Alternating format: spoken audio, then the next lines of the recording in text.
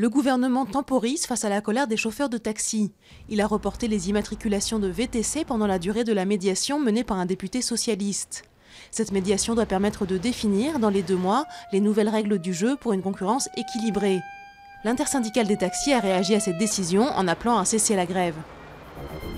Sur un autre dossier explosif, Jean-Marc Ayrault monte lui-même au créneau pour démentir le patron des députés socialistes, Bruno Le Roux. Non, ce n'est pas vrai, le gel des primes et de l'avancement des fonctionnaires pour réduire les dépenses publiques n'est pas sur la table, insiste le Premier ministre. Alors que le gouvernement doit trouver 50 milliards d'euros d'économies en 3 ans, cette piste avait d'abord été évoquée par le ministre de l'Éducation, Vincent Peillon. La Belgique devient le 2e pays du monde après les Pays-Bas à autoriser l'euthanasie pour les mineurs. La loi ne prévoit pas d'âge minimum pour les enfants concernés, mais se fonde sur leur capacité de discernement. L'initiative devra venir de l'enfant, mais ses parents devront donner leur consentement.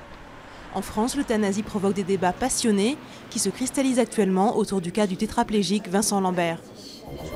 Par la voix de son commissaire chargé des relations de voisinage, l'Union européenne demande à l'Ukraine des mesures urgentes pour une réforme constitutionnelle et la fin de l'intimidation des manifestants.